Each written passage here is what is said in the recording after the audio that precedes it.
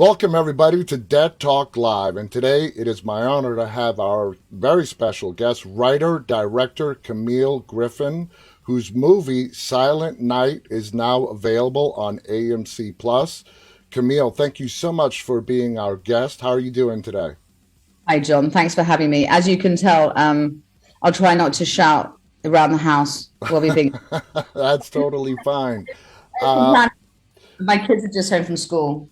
yeah, mine are about to come home in the next hour, so I have the household to myself, at least for the next hour. I've got three teenagers. There you So, first off, I want to say congratulations on Silent Night. I thoroughly enjoyed the film. Congratulations. I know it was your first feature film that you directed. You wrote it, you directed it. So, I tip my hat to you because go. when people read the synopsis of this movie, you get the feel that it's going to be a light comedy thriller. Maybe I was thinking along the lines of like a Clue whodunit type of movie, but Interesting. you completely threw us for a loop. And you gave us a twist that I did not see coming. So we got to tiptoe around the no spoiler landmines here and not give anything away. But I got to ask you, when you were coming up with this concept, when you were writing it, what led you to bring in that big twist that no one saw coming? Um, Thank you. Which twist are we talking about? Are we talking about the end reveal, or are we talking about the actual story twist? The story twist when Art is looking through his phone and we start to find out what's really happening. Well, I knew I wanted to. Well, listen, I can answer. I can take hours answering this question. I can talk. So I'll try and keep. I'll try not to go overboard on each question. If I rewind a bit, I knew I wanted to make a film. I was going to try and make a film my own because I couldn't get a film funded in the UK. Maybe now you've seen the film, you might know why, but my films have never been this dark. So I wrote a script thinking I'm going to make a film my own with some friends in a house, my kids, whatever I can, muster up. And I knew that all my material was always kind of like challenging the privileged classes in the UK, the class system that I live in and I belong to, and the value system. And also, I also know I was always leaning and inspired by the Hanukkah type, storytelling. And I'd come off the set of Jojo and Jojo Rabbit, Hmm. and I saw the fantastic Taika, directing and making his film. And I was like, it suddenly hit me that I was like, wow, comedy. Oh my God, I didn't get that before. I didn't understand that with comedy, you can do anything, you can. So that he really inspired me. And I came away from that thinking, maybe I could be funny. Maybe I could try and write a dark comedy. So blah, blah, blah, cut to, I start writing and it just kind of came out of me. I think sometimes I've written a lot of scripts, some are good, some are bad, but I think generally speaking, the better ones find themselves a bit more. That's not to say that they don't take 10 rewrites or that they don't still take time in development, but generally speaking, to get the first draft out, I've noticed that if it works or it's working, it just tends to kind of come out. And I've always been aware that you have like an unconscious that sometimes speaks for you, right? It's like when I lose my keys, I say to myself, if I'm falling asleep, tell me where my keys are when I wake up in the morning. And then I find my keys. Anyway, so I knew that something was going to happen. And the idea, so for me, it was always going to be about the twist. Hmm. That was always going to be the story, but I didn't know how to get us into that. So I just started writing. I was like, oh my God, this feels a bit like a kind of working title movie. In the UK, we say working title, which is like the Love Actuallys, the For Weddings, the Emmas, that's the Hmm. studio. I'm sure you know this who make. So we call that genre the working title genre. But Now, you mentioned the end plot twist just before it rolled to credits. Was that your idea, or was it something that the studio wanted you to add in? no, I mean, this is very important because I wrote this pre any pandemic. We started filming before the pandemic. We finished the edit before the vaccine was introduced, for instance. Hmm. So for me, the story was always about a boy who was prepared to suffer for humanity, and who had the courage to say, "Well, what if?" and to question things and to stand up for himself and to have a voice. and he believes in people, he believes in society. So that was always supposed to be the ending that I wanted. Had I known then what I know now, I definitely would have chosen a different ending. Okay. But my producer, one of my producers, actually didn't want the ending to be as it is, and I was like, but then the government wouldn't have been wrong, and that was important for me, because for me it's a socialist argument, it's an anti-government argument. I'm not trying to go out there and bomb Parliament. I'm not Guy Fawkes, but at the end of the day, I mean, they only released a video yesterday that, you see the Conservative government laughing about their Christmas party while people are dying of COVID. So the film was always supposed to satire the Conservatives and the upper classes and the privileged. And if we hadn't had that last moment in the film, without spoiling it, then I wouldn't have got that point across. But unfortunately, with what's happened in the last years, it can be misinterpreted. Yes. Yeah. I mean, not for me on my end. I totally saw what you were trying to get across, but I could see how some people might misinterpret it. Now, Art, the little boy Roman, he is the star of the film, in my opinion. I mean, in an all-star cast, Keira Knightley, Matthew Good, that little boy, I mean, he nailed it. He brought it. He laid it all out there. He was the star of the film. So let's talk about the cast. I said this was an all-star cast. It is.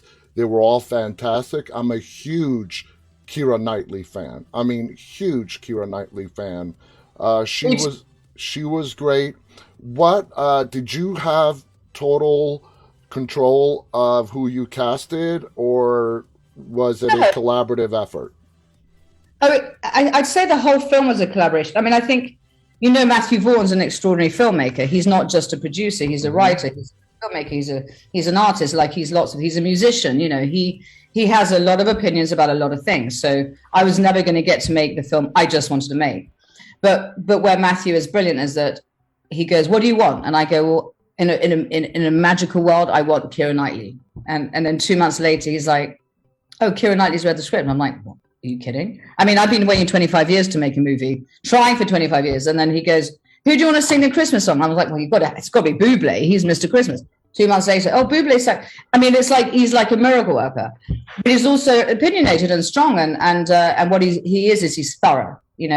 So every time we approach people, none of the cast were forced on me. These are all people we all wanted to work with, and we took our time. The casting process took a year, really. Wow. Then it was slowly, like, we weren't in a hurry. Like, he knew that we would make the film when everyone was ready, but he was like, "No, that person won't do. You got to keep going. You got to keep going, keep going." He brought Matthew Good in at the very end, and I mean, listen, my cast weren't just clever and talented. They were kind, they were supportive, they were fun, they were engaging, but they gave a lot. They really gave, and they didn't have to. They could have just turned up and gone, "Oh, she's a first-time filmmaker. What is she doing? This is kind of crazy." But they didn't. They just committed.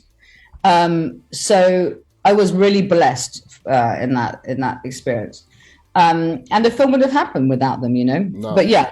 If that answers that question, it was a collaboration, but he's thorough. He's clever like that. Now, this is an interesting question. This is your first feature film, and here you are working with this like all-star lineup. Did you feel a little bit intimidated? You're the first person to ask me that.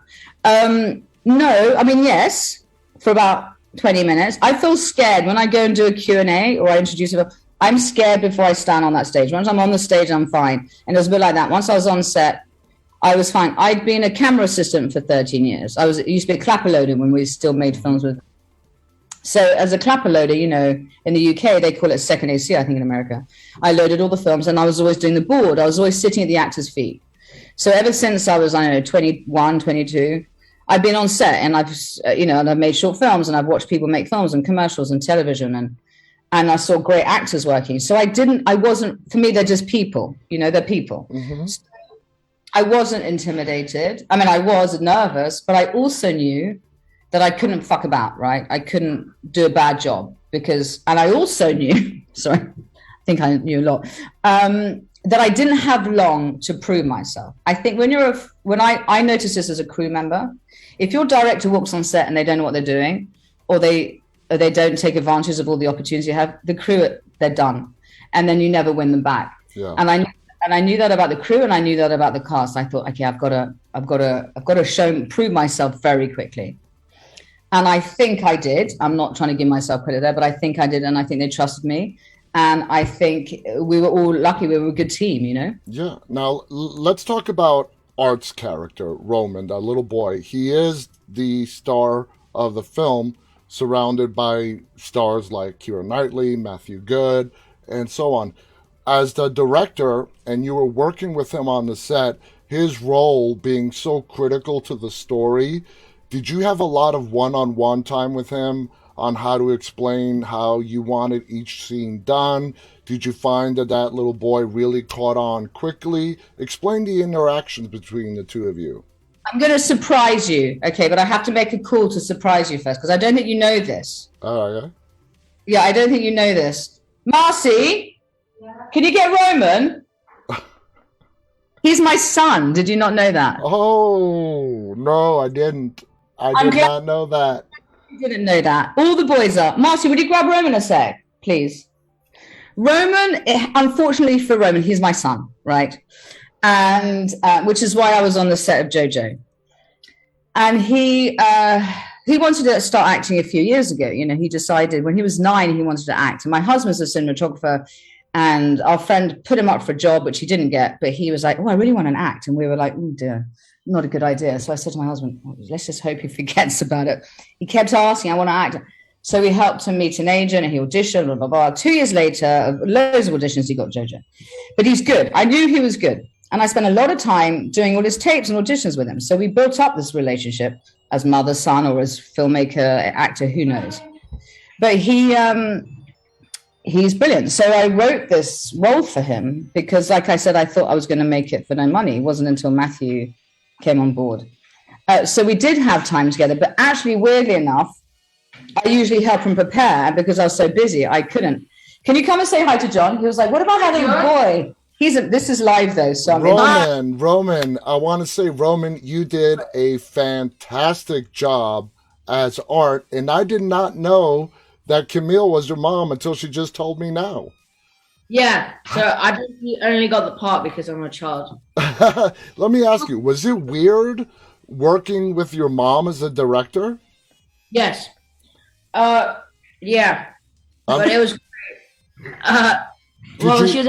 Well, let me ask you this. When you were on the set and it's your mom behind the camera, you in front of the camera, did both of you, sort of put aside the mother-son relationship and turn into actor-director type of relationship?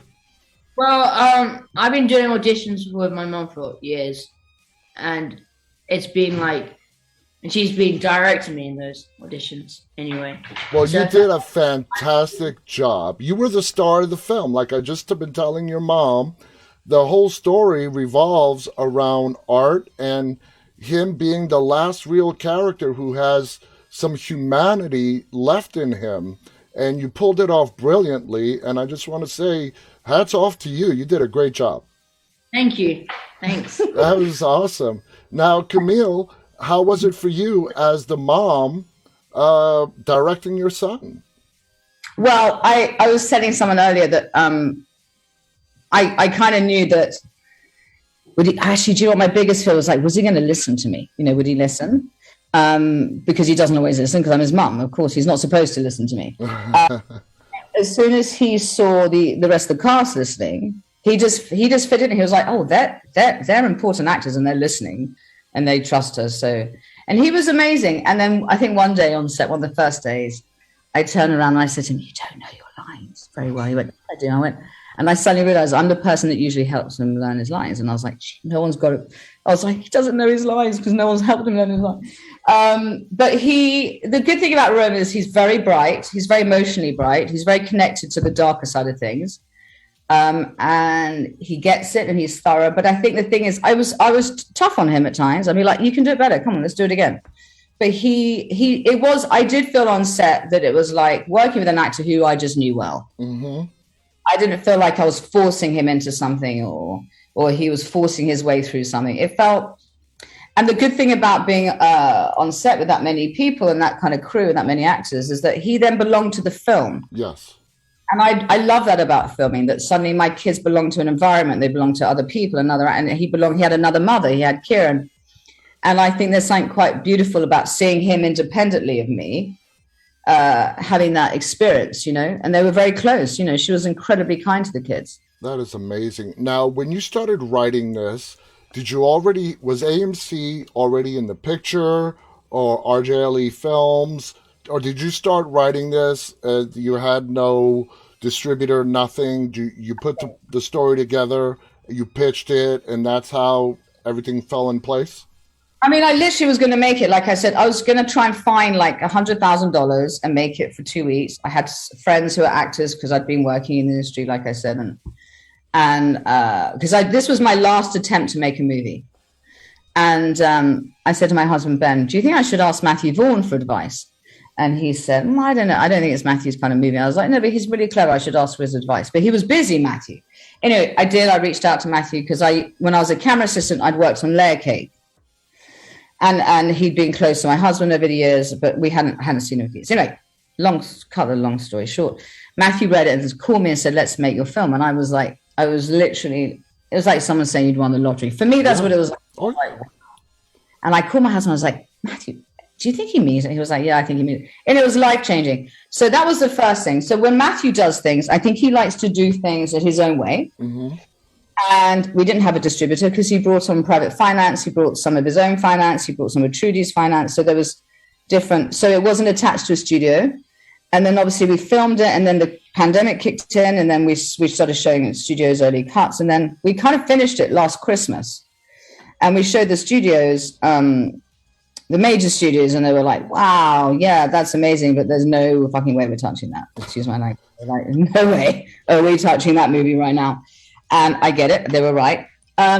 So we sat on it for a bit, and thank God for AMC and RLG because they loved it. And because the big studios, if I'm honest, I'm not saying they're not big, they are big studios, but the more obvious studios, they really admired the filmmaking. They really admired the cast. They really admired the performances. They loved the film, but they were terrified of it.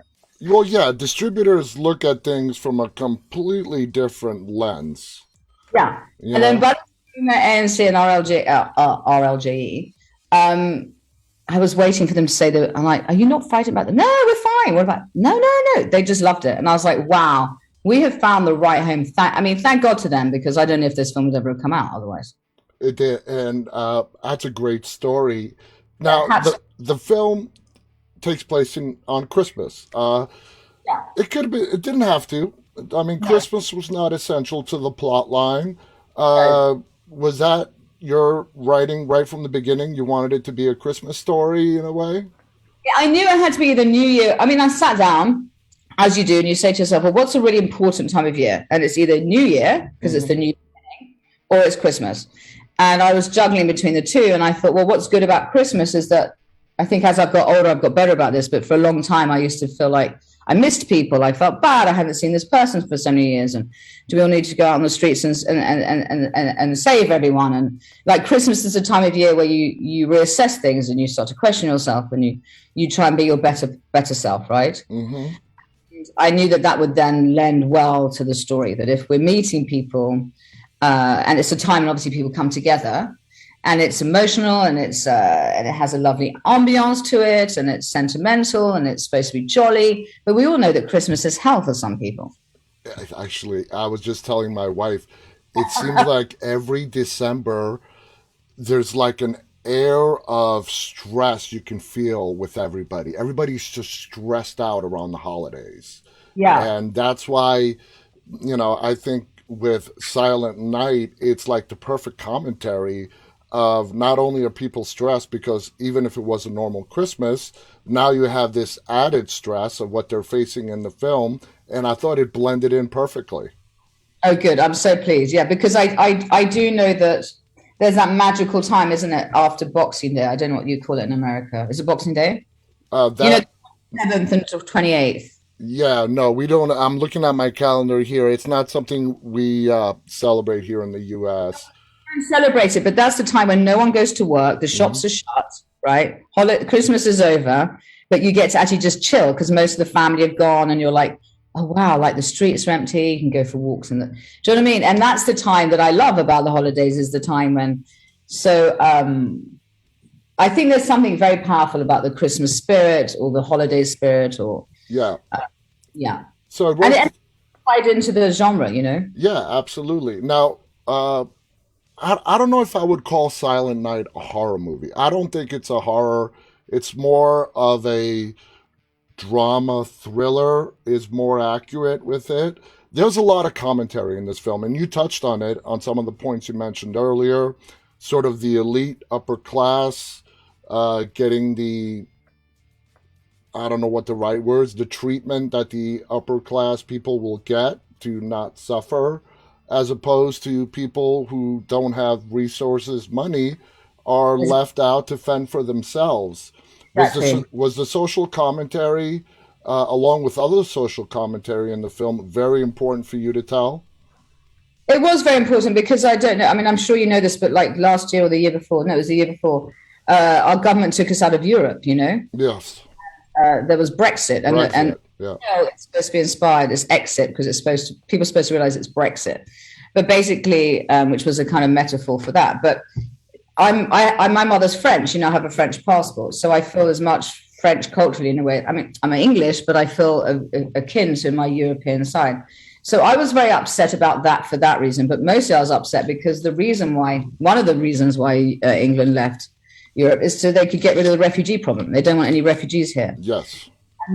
And because I'm in Europe, I see the news about these people who have survived war in Syria, and they if they don't drown in the sea and they get to a camp, they're treated like animals, and it breaks my heart. It really breaks. I mean, genuinely, when it's cold outside, that's all who I think about. I think, my God, how they've got children sleeping in tents. So it really hurts me that our government was such bastards, really. Yeah. And it's not just the UK government. It's Yeah, you've done it. Your government's done atrocious things as well, right? exactly.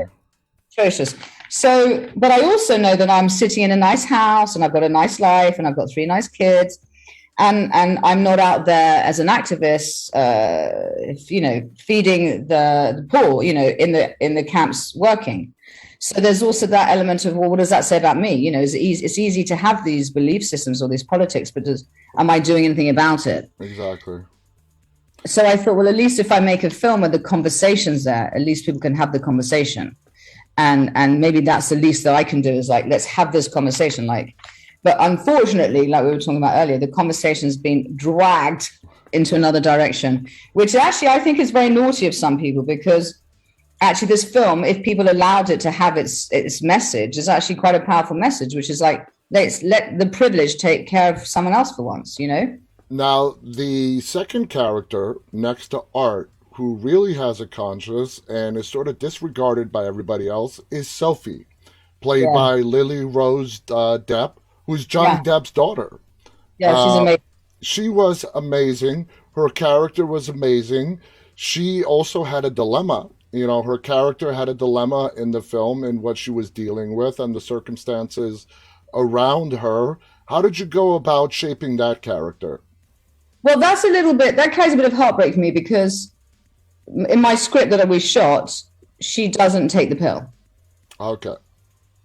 But that was changed in the edit. My producers felt that her ending should be different. So not putting it on them, but this was painful for me, because I think every character kind of represents a part of me in a sense, you know. And the boy is the naughty child that I was, who wouldn't shut up and was always being told off. And Lily Rose's character is what I was like at 20. I was annoying. I was the person at the dinner party going, well, what about this? And what about that? And they're like, shut up. We want to have fun. You know, so I'm still that person in a way. But she doesn't want to do harm to something that's not her. Exactly. Right? Yeah. And it's not like a pro-life, pro-choice. I'm clearly pro-choice. That's not supposed to be the debate there. She wants, if something bad happens to her, she can live through that, but she doesn't want to do bad. She doesn't want to hurt her baby. She just doesn't. That's what she's saying. She wanted the baby. She doesn't want to hurt the baby, right? Mm-hmm. So if the poison hurts them both, that's one thing. But she doesn't want to do the harm. She doesn't want to be the person doing the harm. Was it always your intention for the big, I guess, apocalyptic thing to be the poison, or did you play with some other ideas as well? Originally, it was a virus. Okay, but I, that's so you thought that was maybe too cliche, too overdone, and you want to do something unique. when I wrote the draft, it was a virus, and I shared it to had an agent in those days. We didn't stay together, and he was like, "Ah, it's ridiculous. How would anyone die of a virus? That many people." Yeah. Ironic. And I said, "Yeah, okay." So I chatted to my kids about it in the car on the way home from school one day, and one of them was like, "Maybe it's the planet. Maybe it's this." And one of my little boys, Hardy, said, "Oh, I think it's the planet." And I was like, "Oh, that's fantastic." And it made total sense because obviously this younger generation are fighting for environmental rights and planet. So I can't take credit for that. I mean, I can take credit for how it was delivered in the story, but that was one of my kids' ideas. I love the exchange between Kitty and Art, I believe. Kitty saying, "It's the Russians that are doing this." And Art like, "Shut up. It's not the Russians, it's the planet. We've been mistreating the planet, and the planet is unleashing its, revenge on us right now." That exchange between Kitty, who was a very funny character, by the way, characters like Kitty and Sandra, they added the humor that was needed, along with Keira Knightley. Keira Knightley was trying to be the host, trying to keep everybody happy, trying to not think about what's going on in the outside world, but make it feel like a regular old Christmas sleepover party. Yeah. And I thought that was brilliant, brilliantly done. Um, But Camille, oh, is it? So I was just going to say one more thing. Have I got a few more minutes? oh yeah, yeah, absolutely. Go ahead. It's funny because when you talk about the scene about the planet, it's like, when we think about all the rubbish that's been tipped somewhere, and it is got to go somewhere. Now, Hmm. obviously, so I love the idea. So you were just talking about the idea that it's spitting it back out. I think that is a kind of much clever analogy than I had come up with in the first place. Now, with Kitty's character, the Yeah. girl, besides adding the comedic element, what other function do you think she served for the storyline? Well, I'm saying that the children are kind of the victims in a way because they can't choose for themselves. Hmm. And I think that I wanted to talk about lots of things, and maybe I've talked about too many things in the film, but I also wanted to talk about parenting and how easy it is as a parent to think that the child belongs to you, right? And the kids get to a certain age and they have to individuate from us. And they have to go, "Shut up, mom, shut up, dad, I'm not listening," or "Shut up, whoever your parent is, whether it's your grandparents or, Yep. whoever your caregiver is, right?" And I like that this woman, Sandra, is so damaged that she can't connect to her child, which is brutally painful. And I like the idea that there'd be one kid, that all the kids were kind of different, but there'd be one kid who just was like, whatever, I just want my sweets and I want my dole and I don't care. Soft toffee pudding. Yeah, sticky toffee pudding. Sticky toffee pudding. So she wasn't just there to be funny. I mean, I think she's funny, but I also like the idea that people are mean about some people's kids. I mean, I don't know if you have kids, but sometimes we're like, Oh, yeah, I've got three of them. you just said you had three teenagers. Yeah.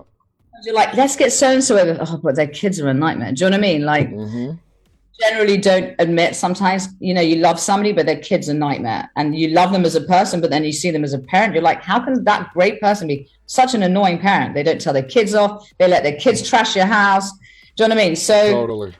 I thought that was just a nice part of the family friendship dynamic as well. That was awesome. And the relationship that the whole group had with each other, brilliant. Obviously, these are people that go way back into their college days, have remained friends throughout the years. As the movie progresses and we start to peel back the layers of who they really are, they're just scared, as they should be. They're facing their doom and they're terrified. They are absolutely terrified.